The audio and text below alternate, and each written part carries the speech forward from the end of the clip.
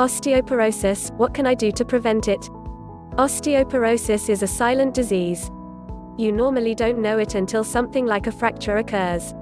In reality, your bones have been losing strength for years.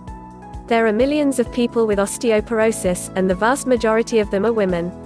Bone is a living tissue that consistently breaks down and rebuilds.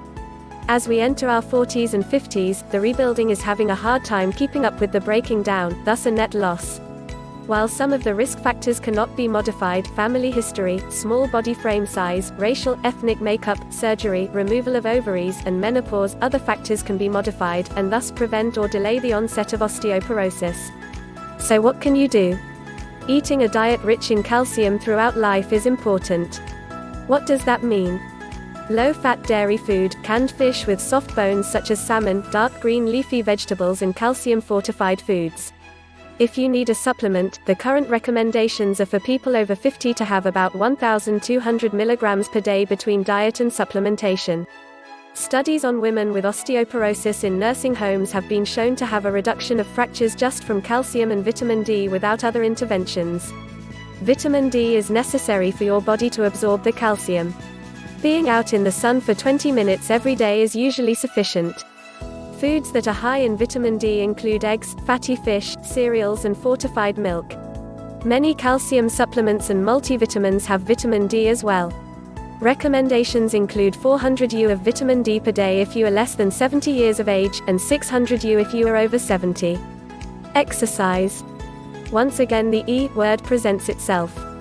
Weight-bearing exercise actually prevents the loss of bone. The stress on bone when you walk, play tennis, jog or dance actually stimulates your bone to increase its density. Not only that, but your improved muscle strength will protect you if you should fall.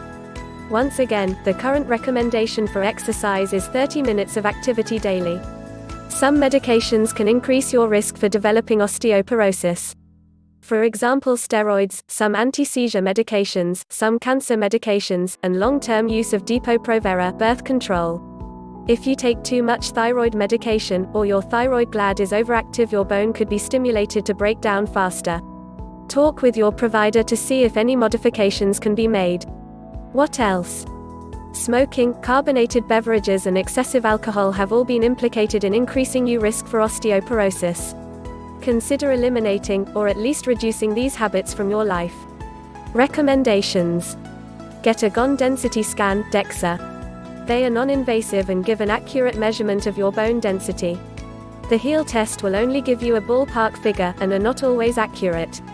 The DEXA scan will give you a T-score which will tell you and your provider if your density is normal, if you have osteopenia, pre-osteoporosis, or osteoporosis. With that information you and your provider can decide on the best plan of action for you.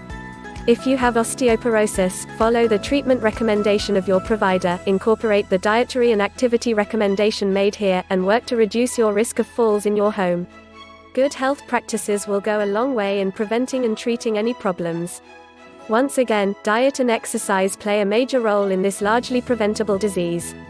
Women today want to live long, healthy and active lives.